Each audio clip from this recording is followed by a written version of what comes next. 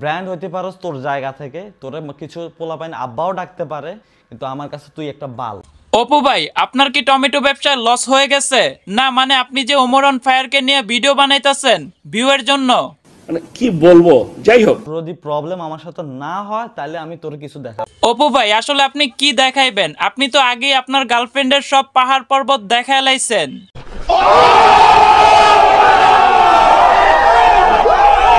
Who's your best friend? My wife.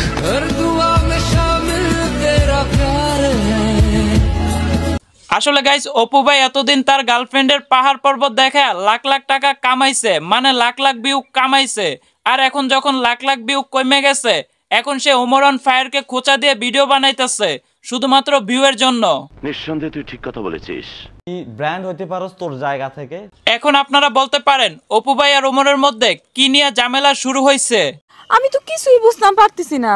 চলেন আমরা সবাই দেখে আসি। পোলাপাইন আব্বাকে এখনো চেনো নাই? চিনবা 2025 সালে আব্বাকে নতুন করে আবার চিনবা। তো গাইস, আপনারা সবাই দেখছেন অপু ভাই এই জায়গায় কি বলছে। চলেন ওমর অন ফায়ার কি বলছে আমরা সবাই দেখে আসি।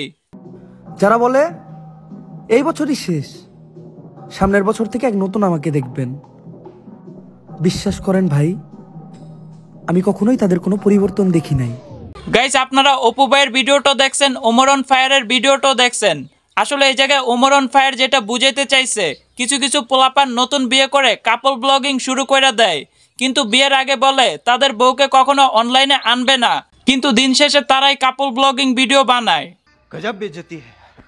তো এই হইছে মূল কাহিনী। আর এমনি তো ওমর অন ফায়ারে কাপল ব্লগাররা দেখতে পারে না, কারণ ওমর অন ফায়ার সবসময় কাপল ব্লগারের বিরুদ্ধে কথা বলে। शाबाश बेटा, बहुत बढ़िया मुन्ना। তো যাই হোক গাইস, সবাই আমার ফেসবুক পেজটা ফলো করবেন, আর যারা ইউটিউব থেকে দেখতেছেন তারা ইউটিউব চ্যানেলটা সাবস্ক্রাইব করে সাথেই থাকবেন। আল্লাহ হাফেজ।